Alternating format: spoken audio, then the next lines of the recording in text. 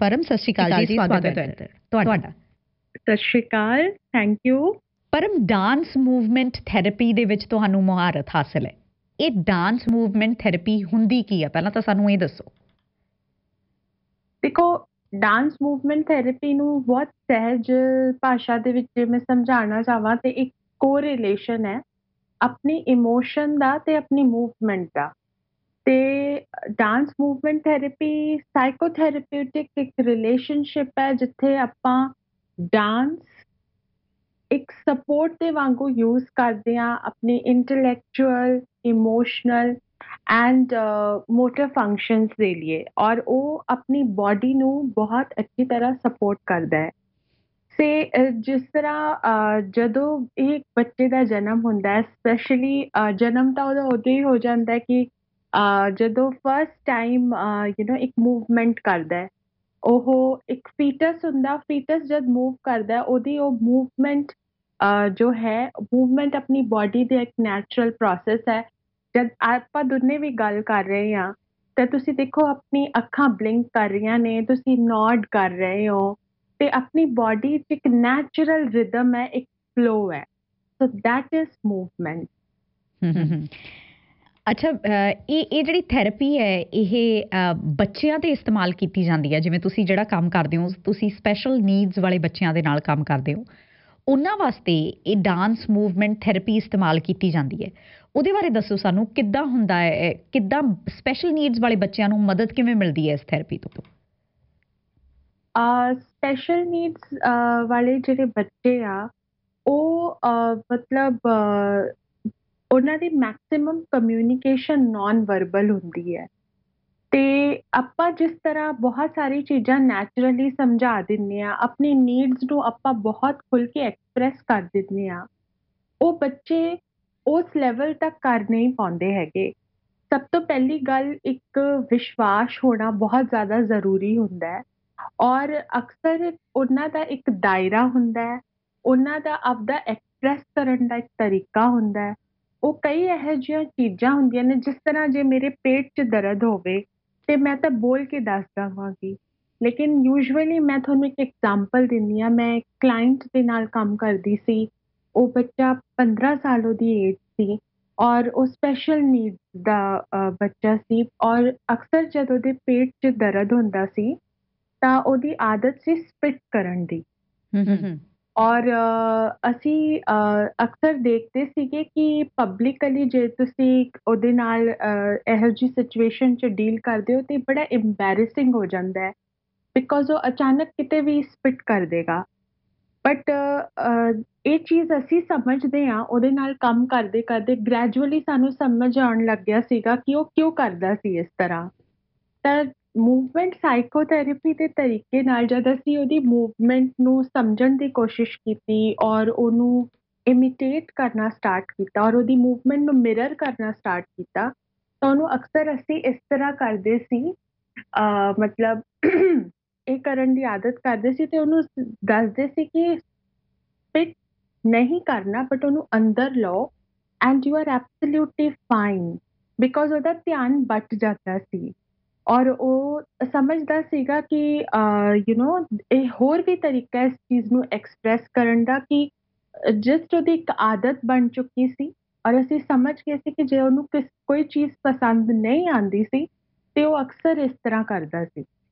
ਸੋ movement ਸਾਈਕੋਥੈਰੇਪੀ ਨੇ ਬਹੁਤ ਹੱਦ ਤੱਕ ਹੈਲਪ ਕੀਤਾ ਇਸ ਤਰ੍ਹਾਂ ਦੇ ਕਲਾਇੰਟਸ ਦੇ ਨਾਲ ਡੀਲ ਕਰਨ ਨੂੰ, ਔਰ ਮਿਰਰਿੰਗ ਜੋ ਹੈ ਉਹ ਬਹੁਤ ਅੱਛਾ ਤਰੀਕਾ ਉਹਨਾਂ ਦੇ ਨਾਲ ਕਮਿਊਨੀਕੇਟ ਕਰਨ ਦਾ।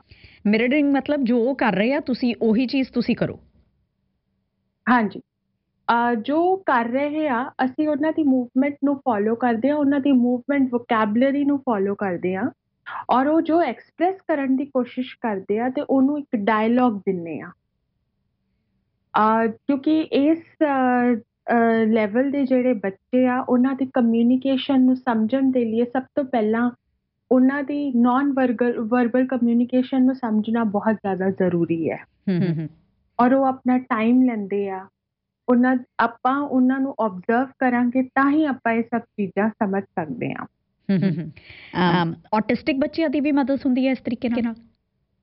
ਹਾਂਜੀ, ਇਹ ਬਹੁਤ ਹੱਦ ਤੱਕ ਉਹਨਾਂ ਨੂੰ ਮਤਲਬ ਇੱਕ ਆਲਟਰਨੇਟਿਵ ਮੋਡ ਹੈ ਜੋ ਉਹਨਾਂ ਨੂੰ ਬਹੁਤ ਹੈਲਪ ਕਰਦਾ ਹੈ ਬਿਕੋਜ਼ ਉਹ ਕਈ ਇਹੋ ਜਿਹੀਆਂ ਚੀਜ਼ਾਂ ਨੇ ਜਿਵੇਂ ਉਹਨਾਂ ਦੀ ਮੋਟਰ ਮੂਵਮੈਂਟ ਕਈ ਵਾਰ ਉਹ ਆਈ ਕੰਟੈਕਟ ਨਹੀਂ ਕਰਦੇ ਕਿਉਂਕਿ ਜੇ ਆਪਾਂ ਦੇਖੀਏ ਜਿਸ ਤਰ੍ਹਾਂ ਆਪਾਂ ਆਪਸ 'ਚ ਗੱਲ ਕਰ ਰਹੇ ਹਾਂ ਚਾਹੇ ਆਪਾਂ ਵਰਚੁਅਲੀ ਗੱਲ ਕਰ ਰਹੇ ਹਾਂ ਬਟ ਫਿਰ ਵੀ ਆਪਣੇ ਵਿੱਚ ਇੱਕ ਆਈ ਕੰਟੈਕਟ ਹੈ ਤੇ ਜੇ ਮੈਂ ਕੋਈ ਗੱਲ ਵੀ ਕਰ ਰਹੀ ਤੇ ਤੁਸੀਂ ਨੋਡ ਕਰ ਰਹੇ ਹੋ ਮੇਰੀ ਕਿਸੇ ਗੱਲ ਦਾ ਹੰਗੂਰਾ ਵੀ ਦੇ ਰਹੇ ਹੋ ਬਟ ਇਹ ਬੱਚੇ ਤੁਹਾਡੇ ਵੱਲ ਦੇਖਦੇ ਨਹੀਂ ਹੈਗੇ ਔਰ ਇਹੋ ਜਿਹੇ ਇੰਡੀਵਿਜੂਅਲਸ ਆਪਦਾ ਟਾਈਮ ਲੈਂਦੇ ਆ ਤਾਂ ਮੂਵਮੈਂਟ ਸਾਈਕੋਥੈਰੇਪੀ ਇੱਕ ਇਨਡਾਇਰੈਕਟ ਵੇ ਆ ਇਹਨਾਂ ਦੇ ਨਾਲ ਕੰਟੈਕਟ ਰੱਖਣ ਦਾ ਇਹਨਾਂ ਨੂੰ ਬਹੁਤ ਸਾਰੀ ਸਕਿੱਲਸ ਸਿਖਾਉਣ ਦਾ ਬਿਕੋਜ਼ ਇਹ ਇੱਕ ਕ੍ਰੀਏਟਿਵ ਮੈਥਡ ਆ ਔਰ ਇੱਕ ਰਿਦਮਿਕ ਫਲੋ 'ਚ ਜਾਂਦਾ ਹੈ ਤੇ ਯੈਸ ਡੈਫੀਨੇਟਲੀ ਇਹ ਉਹਨਾਂ ਦੇ ਲਈ ਬਹੁਤ ਹੀ ਅਸਰਦਾਰ ਹੈ ਤੇ ਬਹੁਤ ਕੰਮ ਕਰਦਾ ਹੈ ਔਰ ਅਕਸਰ ਅਸੀਂ ਦੇਖਦੇ ਹਾਂ ਕਿ ਜਸਟ ਬਿਕੋਜ਼ ਇਹ ਬੱਚੇ ਜਨਰਲ ਜਿਹੜੇ ਨਿਊਰੋਟਿਪੀਕਲ ਪੋਪੂਲੇਸ਼ਨ ਆ ਜਿਵੇਂ ਕਿ ਤੁਸੀਂ ਤੇ ਮੈਂ ਤੇ ਆਮ ਜੋ ਲੋਕ ਹੈਗੇ ਆ ਜਿਨ੍ਹਾਂ ਦੀ ਸਪੈਸ਼ਲ ਨੀਡਸ ਨਹੀਂ ਨੇ ਉਹ ਸੋਚਦੇ ਆ ਕਿ ਇਹ ਬਿਲਕੁਲ ਅਲੱਗ ਨੇ ਐਂਡ ਦੇ start tagging these children but ਇਹ ਬੱਚੇ ਕਮਿਊਨੀਕੇਟ ਕਰਦੇ ਆ ਔਰ ਅਕਸਰ ਮੇਰਾ ਇਹ ਵੀ ਮੰਨਣਾ ਹੈ ਕਿ ਮੰਕੀ ਸੇ ਮੰਕੀ ਡੂ ਤੇ ਆਪਾਂ ਜਿਹੋ ਜਿਹਾ ਵਿਵਹਾਰ ਕਰਾਂਗੇ ਬੱਚੇ ਐਗਜ਼ੈਕਟਲੀ ਉਹ ਫੋਲੋ ਕਰਦੇ ਆ ਔਰ ਜਦ ਸਾਡੀ ਇੱਕ ਰਿਲੇਸ਼ਨਸ਼ਿਪ ਬਣ ਜਾਂਦੀ ਹੈ ਸਾਡੇ ਵਿੱਚ ਇੱਕ ਟਰਸਟ ਐਸਟੈਬਲਿਸ਼ ਹੋ ਜਾਂਦਾ ਹੈ ਤਾਂ ਅਸੀਂ ਜਿਸ ਤਰ੍ਹਾਂ ਦਾ ਵਿਵਹਾਰ ਕਰਦੇ ਆ ਉਹ ਉਹਨਾਂ ਦੇ ਬਿਹੇਵੀਅਰ ਤੇ ਰਿਫਲੈਕਟ ਕਰਦਾ ਹੈ so this is how the mirroring technique works the mirror neurons ਸਾਨੂੰ ਇਹ ਦੱਸੋ ਕਿ ਤੁਸੀਂ ਜਿਨ੍ਹਾਂ ਬੱਚਿਆਂ ਦੇ ਨਾਲ ਕੰਮ ਕੀਤਾ ਸਪੈਸ਼ਲ ਨੀਡਸ ਵਾਲੇ ਬੱਚਿਆਂ ਨਾਲ ਡਾਂਸ ਮੂਵਮੈਂਟ ਥੈਰੇਪੀ ਨੂੰ ਲੈ ਕੇ ਕੰਮ ਕੀਤਾ ਉਹਨਾਂ ਨੂੰ ਫਾਇਦਾ ਹੋਇਆ ਕੁਝ ਤਜਰਬੇ ਆਪਣੇ ਸਾਂਝੇ ਕਰੋ ਸਾਡੇ ਨਾਲ ਬਿਲਕੁਲ ਮੈਂ ਇਹ ਕੰਮ ਸਟਾਰਟ ਕੀਤਾ ਸੀਗਾ 2015 ਤੋਂ ਔਰ ਮੈਂ ਅਕਸਰ ਦੇਖਿਆ ਮੈਂ ਆਪਦਾ ਇੱਕ ਤਜਰਬਾ ਸਾਂਝਾ ਕਰਦੀ ਹਾਂ ਮੈਂ ਉਸ ਟਾਈਮ ਡਾਂਸ ਮੂਵਮੈਂਟ ਥੈਰੇਪੀ ਦੇ ਬਾਰੇ ਜਾਣਦੀ ਨਹੀਂ ਸੀ ਔਰ ਮੈਂ ਫਸਟ ਟਾਈਮ ਇਹੋ ਜਿਹੇ ਮਾਹੌਲ 'ਚ ਕੰਮ ਕਰਨਾ ਸਟਾਰਟ ਕੀਤਾ ਜਿੱਥੇ it was N inclusive system ਮਤਲਬ ਜਿੱਥੇ ਇਸ ਤਰ੍ਹਾਂ ਦੇ ਬੱਚਿਆਂ ਨੂੰ ਨਿਊਰੋਟਿਪੀਕਲ ਬੱਚਿਆਂ ਦੇ ਨਾਲ ਕਲਾਸਿਸ ਕਰਾਈਆਂ ਜਾਂਦੀਆਂ ਸੋ ਸਪੈਸ਼ਲ ਨੀਡਸ ਬੱਚੇ ਤੇ ਨਾਰਮਲ ਬੱਚੇ ਉਹਨਾਂ ਦੀ ਕਲਾਸਿਸ ਇੱਕੋ ਸਮੇਂ ਚੱਲ ਰਹੀਆਂ ਨੇ ਇੱਕ ਸਾਥ ਚੱਲ ਰਹੀਆਂ ਨੇ ਔਰ ਅਕਸਰ ਇਹ ਦੇਖਿਆ ਜਾਂਦਾ ਸੀਗਾ ਕਿ ਉੱਥੇ ਮੈਂ ਇਸ ਚੀਜ਼ ਨੂੰ ਬੜਾ ਗੌਰ ਕਰਦੀ ਸੀ ਕਿ ਕਿੰਨੀ ਖੂਬਸੂਰਤੀ ਦੇ ਨਾਲ ਉੱਥੇ ਕੋਈ ਭੇਦਭਾਵ ਨਹੀਂ ਹੈ ਜਿਸ ਤਰ੍ਹਾਂ ਆਪਾਂ ਬੜੀ ਜਲਦੀ ਲੇਬਲ ਕਰ ਦਿੰਨੇ ਆ ਬੱਚਿਆਂ 'ਚ ਉਹ ਭਾਵਨਾ ਹੈ ਨਹੀਂ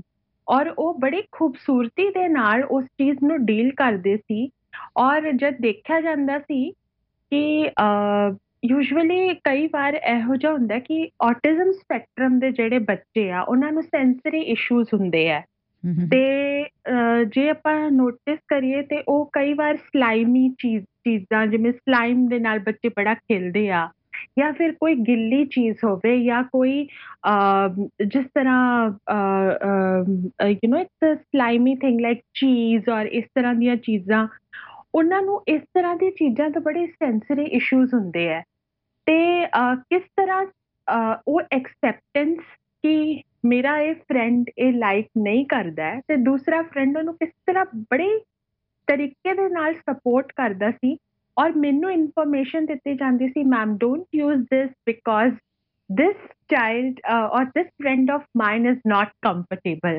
which was extremely beautiful ਔਰ ਬੜੇ ਅੱਛੇ ਤਰੀਕੇ ਨਾਲ ਉਹ ਦੱਸਿਆ ਜਾਂਦਾ ਸੀ ਔਰ ਮੈਨੂੰ ਉਸੇ ਟਾਈਮ ਫੀਲ ਹੋਇਆ ਕਿ ਮੈਂ ਇਹੋ ਜਿਹਾ ਕੀ ਕਰਾਂ ਕਿ ਮੈਂ ਵੀ ਉਹਨਾਂ ਦੇ ਹੀ ਵਰਲਡ ਦੇ ਵਿੱਚ ਸਟੈਪ ਇਨ ਕਰਕੇ ਦੇਖਾਂ ਤੇ ਕਿਸ ਤਰ੍ਹਾਂ ਮੈਂ ਵੀ ਕਮਿਊਨੀਕੇਟ ਕਰ ਸਕਾਂ ਸੋ ਮੈਂ ਆਪਣੀ ਸਪੈਸ਼ਲਾਈਜੇਸ਼ਨ ਕੀਤੀ ਡਾਂਸ ਮੂਵਮੈਂਟ ਥੈਰੇਪੀ ਦੇ ਵਿੱਚ ਤੇ ਮੈਨੂੰ ਹੁਣ ਬੜੇ ਚੀਜ਼ਾਂ ਸਮਝ ਆਉਂਦੀਆਂ ਨੇ ਕਿ ਇਹ ਕਮਿਊਨੀਕੇਟ ਕਰਦੇ ਆ ਬੜੀ ਇੰਟੈਂਸਿਟੀ ਦੇ ਨਾਲ ਕਮਿਊਨੀਕੇਟ ਕਰਦੇ ਆ ਤੁਹਾਨੂੰ ਸਮਝਣ ਦੀ ਪਰਖ ਹੋਣੀ ਚਾਹੀਦੀ ਆ ਤੁਹਾਡੇ ਕੋਲੇ ਉਹ ਪੇਸ਼ੈਂਸ ਹੋਣੀ ਚਾਹੀਦੀ ਆ ਔਰ ਮੈਂ ਇੱਕ ਹੋਰ ਵਾਕਿਆ ਸਾਂਝਾ ਕਰੂੰਗੀ ਮੇਰਾ ਇੱਕ ਸਟੂਡੈਂਟ ਸੀ ਜੋ ਇੱਕ ਸਿੰਗਲ ਪੇਰੈਂਟ ਦੇ ਨਾਲ ਰਹਿੰਦਾ ਸੀ। ਓਕੇ। ਯੂਜੂਅਲੀ ਮਦਰ ਉਹਦੇ ਬੜੇ ਸਕਸੈਸਫੁਲ ਨੇ, ਕਾਫੀ ਅਵੇਅਰਨੈਸ ਰੱਖਦੇ ਨੇ, ਬੜੇ ਪੱਧਰ ਤੇ ਇਸ ਫੀਲਡ ਦੇ ਵਿੱਚ ਕੰਮ ਵੀ ਕਰ ਰਹੇ ਆ, ਤੇ ਬੱਚਾ ਹਾਈ ਫੰਕਸ਼ਨਿੰਗ ਆਟਿਸਟਿਕ ਬੱਚਾ ਹੈ। ਤੇ ਉਹ ਇਹਦਾ ਕੀ ਮਤਲਬ ਹੋਇਆ ਜੀ? ਹਾਈ ਫੰਕਸ਼ਨਿੰਗ ਆਟਿਸਟਿਕ ਦਾ ਮਤਲਬ ਕੀ ਹੋਇਆ? ਉਹ ਬਹੁਤ ਸਾਰੀਆਂ ਚੀਜ਼ਾਂ ਬਹੁਤ ਗਹਿਰਾਈ ਨਾਲ ਸਮਝਦਾ ਹੈ, ਤੇ ਆਪਾਂ ਕਈ ਇਹੋ ਜਿਹੀਆਂ ਸਾਇੰਟਿਫਿਕ ਟਰਮੀਨੋਲੋਜੀਜ਼ ਯਾਦ ਕਰਨ ਲੱਗੇ 10 ਵਾਰ ਕਿਤਾਬਾਂ ਉਹ ਛੱਡਦੇ ਆ, ਪਰ ਜੇ ਉਹਦੇ ਜ਼ਿਹਨ 'ਚ ਬੈਠ ਜਾਵੇ ਤੇ ਉਹ ਹਰ ਸਾਰੀ ਲਾਈਫ ਦੇ ਲਈ ਇੱਕ ਤਰ੍ਹਾਂ ਸਕੈਨ ਹੋ ਜਾਂਦੀਆਂ ਨੇ ਚੀਜ਼ਾਂ। Okay. So he has great vocabulary and ਇੱਕ ਮਿੰਟ ਦੇ ਲਈ ਲੱਗਦਾ ਸੀਗਾ, do I really know that many words, but it's amazing। मतलब I feel ਕਿ ਬਹੁਤ ਕੁਝ ਸਿੱਖਣ ਨੂੰ ਮਿਲਦਾ ਹੈ, ਬਹੁਤ ਕੁਝ ਆਪਾਂ ਸਮਝਦੇ ਹਾਂ। ਤੇ ਮੈਂ ਕਲਾਸ ਲੈ ਰਹੀ ਸੀ, ਮੈਂ ਸਟੋਰੀ ਟੈਲਿੰਗ ਦੀ ਹੀ ਕਲਾਸ ਕਰ ਰਹੀ ਸੀ, ਤੇ ਉੱਥੇ ਇੱਕ ਫਾਦਰ ਫਿਗਰ ਦੀ ਗੱਲ ਹੋਈ, ਔਰ ਬੱਚਾ ਮੈਨੂੰ ਅਚਾਨਕ ਕਹਿੰਦਾ ਅਨਸੋਸ਼ਲ। ਤੇ ਤਾਂ ਮੈਂ ਉਸਨੂੰ ਪੁੱਛਿਆ ਕਿ father father is a part of the family and I was not aware of the background। ਤੇ ਉਸ ਟਾਈਮ ਮੈਂ ਕਿਹਾ ਕਿ we will talk about it। ਉਹਨੇ ਮੈਨੂੰ ਤੁਰੰਤ ਕਿਹਾ ਕਿ ਕਿਉਂ, why father, why not grandfather, okay. why not some other figure, because ਉਹ ਆਪਦੀ ਉਸ ਐਸੋਸੀਏਸ਼ਨ ਨੂੰ ਰਿਲੇਟ ਨਹੀਂ ਕਰ ਪਾ ਰਿਹਾ ਸੀ। ਫਾਦਰ ਦਾ ਕੋਈ ਰੋਲ ਨਹੀਂ ਸੀ ਉਹਦੀ ਲਾਈਫ ਦੇ ਵਿੱਚ, ਉਹਦੇ ਲਈ ਸਭ ਕੁਝ ਮਦਰ ਸੀ ਔਰ ਉਹਦੇ ਨਾਨਾ ਜੀ ਸੀ।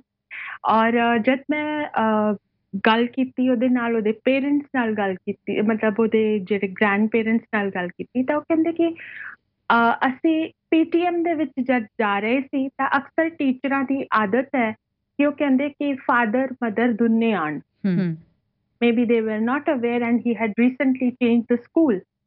ਸੋ ਉਸ ਟਾਈਮ ਬੱਚੇ ਨੇ ਲਗਾਤਾਰ ਆਪਣੀ ਮਦਰ ਨੂੰ ਪੁੱਛਣਾ ਸਟਾਰਟ ਕੀਤਾ ਕਿ ਸਭ ਦੇ ਪੇਰੈਂਟਸ, ਦੋਨੋਂ ਪੇਰੈਂਟਸ ਆਉਂਦੇ ਤੇ ਮੇਰੇ ਫਾਦਰ ਕਿਉਂ ਨਹੀਂ ਆਉਂਦੇ। ਤਾਂ mother just she didn't want to get into too many complications, so she just said that father, your father is unsocial। Okay. ਤੇ ਉਸ ਬੱਚੇ ਦੇ ਦਿਲ 'ਚ ਇੰਨੀ ਗਹਿਰਾਈ ਕਰ ਚੁੱਕੀ ਸੀ ਇਹ ਗੱਲ ਕਿ ਉਹ ਹਰ ਫਾਦਰ ਨੂੰ ਅਨਸੋਸ਼ਲ ਦੇ ਨਾਲ ਹੀ ਐਸੋਸੀਏਟ ਕਰਦਾ ਸੀ। ਸੋ ਮੇਰਾ ਫਰਸਟ ਟਾਰਗੇਟ ਇਹ ਹੋਇਆ ਕਿ ਹਰ ਫਾਦਰ ਫਿਗਰ ਜਾਂ ਹਰ ਫਾਦਰ ਅਨਸੋਸ਼ਲ ਨਹੀਂ ਹੁੰਦਾ, because unsocial in itself is a very complicated word for that child। ਔਰ ਉਹਦਾ ਵਰਲਡ ਬਹੁਤ ਇਨੋਸੈਂਟ ਹੈ। ਯੂ ਨੈਵਰ ਨੋ, ਜੇ ਆਪਾਂ ਹੁਣੀ ਤੋਂ ਉਹਦੇ ਅੰਦਰ ਉਹ ਬੀਜ ਬੋ ਦਾਂਗੇ ਤਾਂ ਉਹ ਕਦੇ ਇਸ ਚੀਜ਼ ਨੂੰ ਐਕਸੈਪਟ ਨਹੀਂ ਕਰ ਪਾਊਗਾ, and he will look at all the father figures in a very different way, and there will be a sense of hatred. So ਇਹ ਜਿਹੜਾ ਮੂਵਮੈਂਟ ਦੇ ਥਰੂ ਕਿ ਕਿਸ ਤਰ੍ਹਾਂ ਇੱਕ ਫਾਦਰ ਜੋ ਹੈ, ਉਹ ਜ਼ਰੂਰੀ ਨਹੀਂ ਕਿ ਉਹ ਤੁਹਾਡਾ ਬਾਇਓਲੋਜੀਕਲੀ ਫਾਦਰ ਹੋਵੇ। I just had to remind him his association with his grandfather। So yes, it is very challenging, but yet it is very interesting, and how dedicated a person is, that also depends। ਬਿਲਕੁਲ। ਮੈਂ ਇਹੀ ਸਮਝ ਰਹੀ ਹਾਂ ਜਿੰਨੀ ਵੀ ਗੱਲਬਾਤ ਕਰ ਰਹੇ ਹਾਂ, I am not N expert in this field. ਮੈਨੂੰ ਨਹੀਂ ਪਤਾ, ਮੈਂ ਕਿਸੇ ਆਟਿਸਟਿਕ ਬੱਚੇ ਨਾਲ ਜਾਂ ਸਪੈਸ਼ਲ ਨੀਡਸ ਬੱਚੇ ਨਾਲ ਮੇਰੀ ਕਦੇ ਨਹੀਂ ਡੀਲਿੰਗ ਰਹੀ ਹੈਗੀ। ਸੋ ਮੈਂ ਜੋ ਸਮਝ ਰਹੀ ਹਾਂ ਗੱਲਬਾਤ, ਬੇਸਿਕਲੀ ਇਹੀ ਨਤੀਜਾ ਨਿਕਲ ਰਿਹਾ ਉਹਦਾ ਕਿ ਕਮਿਊਨੀਕੇਟ ਬਹੁਤ ਸੋਹਣੇ ਤਰੀਕੇ ਨਾਲ ਇਹ ਬੱਚੇ ਕਰਦੇ ਨੇ, ਪਰ ਇਹਨਾਂ ਦਾ ਇੱਕ ਵੱਖਰਾ ਅੰਦਾਜ਼ ਹੈ ਕਮਿਊਨੀਕੇਟ ਕਰਨ ਦਾ। ਔਰ ਡਾਂਸ ਮੂਵਮੈਂਟ ਥੈਰੇਪੀ ਜਿਹੜੀ ਹੈਗੀ ਆ, ਇਹਨਾਂ ਦੀ ਕਮਿਊਨੀਕੇਸ਼ਨ ਨੂੰ ਬੈਟਰ ਕਰਨ ਦੇ ਵਿੱਚ ਮਦਦ ਕਰ ਸਕਦੀ ਹੈ। ਬਿਲਕੁਲ। ਅੱਛਾ, ਪਰ ਐਂਡ ਦੇ ਵਿੱਚ ਕੀ ਕਹਿਣਾ ਚਾਹੋਗੇ ਸਾਡੇ ਲਿਸਨਰਸ? ਇਹ ਜਿਹੜੀ ਆਪਣੀ ਅੱਜ ਦੀ ਗੱਲਬਾਤ ਹੋਈ, ਇਹ ਅਵੇਅਰਨੈਸ ਵਾਸਤੇ ਸੀ ਬੇਸਿਕਲੀ। ਤਾਂ ਅਸੀਂ ਅਵੇਅਰਨੈਸ ਪੈਦਾ ਕਰਨਾ ਚਾਹੁੰਦੇ ਸੀ ਕਿ ਜਿਹੜੇ ਪੇਰੈਂਟਸ ਕੋਲੇ ਬੱਚੇ ਹੈਗੇ ਨੇ, ਜਿਨ੍ਹਾਂ ਦੇ ਸਪੈਸ਼ਲ ਨੀਡਸ ਬੱਚੇ ਹੈਗੇ ਨੇ, ਦੇ ਸ਼ੁਡ ਟਰਾਈ ਟੂ ਅੰਡਰਸਟੈਂਡ ਕਿ ਉਹਨਾਂ ਦਾ ਕਮਿਊਨੀਕੇਸ਼ਨ ਦਾ ਲੈਵਲ ਇੱਕ ਡਿਫਰੈਂਟ ਲੈਵਲ ਹੁੰਦਾ, ਰਾਈਟ? ਪਰ ਤੁਸੀਂ ਕੀ ਚਾਹੁੰਦੇ ਹੋ ਇਸ ਸੈਸ਼ਨ ਦੇ ਵਿੱਚੋਂ? ਕੀ ਅਚੀਵ ਕਰਨਾ ਚਾਹੁੰਦੇ ਹੋ? ਕੀ ਚਾਹੁੰਦੇ ਹੋ ਕਿ ਸਾਡੇ ਲਿਸਨਰਸ ਇਹਦੇ ਵਿੱਚੋਂ ਕੀ ਸਿੱਖ ਕੇ ਜਾਣ? ਦੇਖੋ, ਮੇਰਾ ਇੱਕ ਬਹੁਤ ਮੇਰੇ ਲਈ ਮਾਇਨੇ ਰੱਖਦਾ ਹੈ ਕਿ ਸਭ ਤੋਂ ਵੱਡੀ ਜ਼ਰੂਰਤ ਆਪਣੇ ਲਈ ਹੈ ਇਸ ਚੀਜ਼ ਨੂੰ ਐਕਸੈਪਟ ਕਰਨਾ ਜਦੋਂ ਤੱਕ ਆਪਾਂ ਇਸ ਚੀਜ਼ ਨੂੰ ਐਕਸੈਪਟ ਨਹੀਂ ਕਰਦੇ, ਅੱਜ ਮੇਰੇ ਲਈ ਇੱਥੇ ਬੈਠ ਕੇ ਬੋਲਣਾ ਬਹੁਤ ਆਸਾਨ ਆ, ਬਟ ਇੱਕ ਪੇਰੈਂਟ ਦੇ ਪਰਸਪੈਕਟਿਵ ਤੋਂ ਜੇ ਆਪਾਂ ਸੋਚੀਏ ਤਾਂ ਉਹ ਚੀਜ਼ ਬੜਾ ਹਿੱਟ ਕਰਦੀ ਹੈ। ਔਰ ਮੈਂ ਤੁਹਾਨੂੰ ਜਸਟ ਇੱਕ ਐਗਜ਼ਾਮਪਲ ਸਾਂਝਾ ਕਰਦੀ ਹਾਂ। ਮੈਂ ਜਸਟ ਬੱਚੇ ਦਾ ਥੈਰੇਪੀ ਸੈਸ਼ਨ ਲੈਣ ਗਈ ਸੀ। ਸੋ ਬੱਚੇ ਦੀ ਡਿਵੈਲਪਮੈਂਟ ਡਿਲੇਜ਼ ਦੀ ਵਜ੍ਹਾ ਤੋਂ ਉਹ ਬਹੁਤ, ਔਰ ਉਹਨੂੰ autism spectrum, he is diagnosed with autism spectrum, and mother ਜਿਹੜੇ ਸੀ ਉਹ ਬੜੇ ਹੀ ਉਮੀਦ ਦੇ ਨਾਲ ਮੈਨੂੰ ਦੇਖ ਕੇ ਉਹ ਕਹਿੰਦੇ ਕਿ ਮੇਰਾ ਬੱਚਾ ਠੀਕ ਹੋ ਜਾਊਗਾ। ਤੁਹਾਨੂੰ ਲੱਗਦਾ ਕਿ ਉਹ ਹਮੇਸ਼ਾ he will also behave like neurotypical children।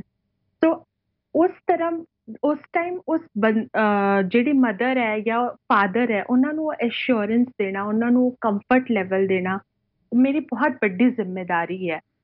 ਔਰ ਉਹਨਾਂ ਦੇ ਵਿੱਚ ਇਹ ਅਵੇਅਰਨੈਸ ਪਾਉਣਾ ਕਿ ਨਹੀਂ, ਤੁਸੀਂ ਬਹੁਤ ਸਹੀ ਕਰ ਰਹੇ ਹੋ ਕਿ ਤੁਸੀਂ ਇੱਕ ਇਨੀਸ਼ੀਏਟਿਵ ਲੈ ਰਹੇ ਹੋ, ਤੁਸੀਂ ਇਸ ਚੀਜ਼ ਨੂੰ ਲੁਕੋ ਨਹੀਂ ਰਹੇ, ਤੁਸੀਂ ਖੁੱਲ ਕੇ ਆਪਦੀ ਗੱਲ ਦੱਸ ਰਹੇ ਹੋ। ਬਿਕੋਜ਼ ਤੁਹਾਡੇ ਲਈ ਵੀ ਇਹ ਸਮਝਣਾ ਬਹੁਤ ਜ਼ਿਆਦਾ ਜ਼ਰੂਰੀ ਹੈ। ਬਿਕੋਜ਼ ਐਜ਼ ਅ ਪੇਰੈਂਟ ਆਪਾਂ ਨਹੀਂ ਐਕਸੈਪਟ ਕਰ ਪਾਉਂਦੇ, ਆਪਾਂ ਬਹੁਤ ਆਸ਼ਾਵਾਦੀ ਹਾਂ। ਆਪਾਂ ਬਹੁਤ ਇੱਕ ਪਹਿਲਾਂ ਇੱਕ ਆਪਦੇ ਇਰਦ ਗਿਰਦ ਇੱਕ ਬਲੂਨ ਬਣਾ ਲੈਂਦੇ ਆ ਕਿ ਨਹੀਂ, ਮੇਰਾ ਬੱਚਾ the best and all that. Your child is best, your child is unique. The thing is that you have to accept it. They are on a dependency level. We have to make them independent. और ਇਹਦੀ approach ਇਹੀ ਹੈ ਕਿ ਤੁਸੀਂ therapy ਔਰ sessions support ਕਰੋ, because ਤੁਸੀਂ ਸਾਡੀ first hand information ਹੋ। ਤੁਸੀਂ ਜੋ ਕਰ ਰਹੇ ਹੋ, you are doing your best। ਔਰ ਅਸੀਂ ਤੁਹਾਡੀ ਮਦਦ ਦੇ ਨਾਲ ਹੀ ਉਹਨਾਂ ਨੂੰ ਇੱਕ ਲੈਵਲ ਤੇ ਲਿਜਾ ਸਕਦੇ ਹਾਂ, ਉਹਨਾਂ ਦੀ ਡਿਪੈਂਡੈਂਸੀ ਨੂੰ ਖਤਮ ਕਰਕੇ ਉਹਨਾਂ ਨੂੰ ਇੱਕ ਇੰਡੀਪੈਂਡੈਂਟ ਲੈਵਲ ਤੇ ਲਿਜਾ ਸਕਦੇ ਹਾਂ। So I would really feel as before labeling your child, before just drawing any conclusions and just getting misleaded, it is better to approach the right person, get it diagnosed, और एक expert ਦੀ ਸਲਾਹ ਲੈ ਕੇ ਔਰ therapy sessions ਜ਼ਰੂਰ ਲੈਣੇ ਜ਼ਰੂਰੀ ਹੈ। Because ਇਹ ਨਾ ਤਾਂ ਨਾਟ ਓਨਲੀ ਤੁਹਾਡੇ ਬੱਚੇ ਦੀ ਮਦਦ ਕਰ ਰਿਹਾ, ਬਟ ਇਹ ਤੁਹਾਡੀ ਮਦਦ ਵੀ ਕਰ ਰਿਹਾ।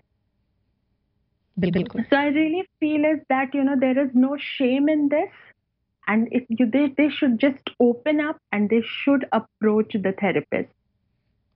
ਬਿਲਕੁਲ ਪਰਮ, ਮੈਨੂੰ ਤੁਹਾਡੀ ਗੱਲ ਬਹੁਤ ਵਧੀਆ ਲੱਗੀ ਕਿ ਜੇ ਉਹਨਾਂ ਦੀ ਸਰਟਨ ਲੈਵਲ ਆਫ ਡਿਪੈਂਡੈਂਸੀ ਹੁੰਦੀ ਆ ਸਪੈਸ਼ਲ ਨੀਡਸ ਵਾਲੇ ਬੱਚਿਆਂ ਦੀ, ਉਹਨਾਂ ਨੂੰ ਮੋਰ ਟੂਵਰਡਸ ਇੰਡੀਪੈਂਡੈਂਸ ਲੈ ਕੇ ਜਾਣਾ, ਇਹੀ ਥੈਰੇਪੀਜ਼ ਦਾ ਮੇਨ ਮਕਸਦ ਹੈਗਾ। ਬਹੁਤ ਵਧੀਆ ਲੱਗਿਆ ਪਰਮ ਤੁਹਾਡੇ ਨਾਲ ਗੱਲਾਂ ਬਾਤਾਂ ਕਰਕੇ। ਜਿਹੜੇ ਪੇਰੈਂਟਸ ਕੋਈ ਮਦਦ ਚਾਹੁੰਦੇ ਨੇ, ਜਿਨ੍ਹਾਂ ਦੇ ਬੱਚੇ ਸਪੈਸ਼ਲ ਨੀਡਸ ਹੈਗੇ ਨੇ, ਜੇ ਉਹ ਸੰਪਰਕ ਕਰਨਾ ਚਾਹੁੰਦੇ ਨੇ ਪਰਮ ਨੂੰ, ਤਾਂ ਮੈਂ ਪ੍ਰੋਗਰਾਮ ਤੋਂ ਬਾਅਦ ਤੁਸੀਂ ਮੈਨੂੰ ਕਾਲ ਕਰ ਲਿਓ ਜੀ ਸਟੂਡੀਓ ਦੇ ਵਿੱਚ, ਮੈਂ ਤੁਹਾਨੂੰ ਨੰਬਰ ਦੇ ਸਕਦੀ ਹਾਂ ਪਰਮ ਦਾ। ਪਰਮ, ਤੁਹਾਡੇ ਨਾਲ ਗੱਲਬਾਤ ਕਰਕੇ ਬਹੁਤ ਵਧੀਆ ਲੱਗਿਆ ਔਰ ਚੰਗਾ ਸੁਨੇਹਾ ਤੁਸੀਂ ਦੇ ਕੇ ਜਾ ਰਹੇ ਹੋ। Thank you so much for joining us. Thank you so much।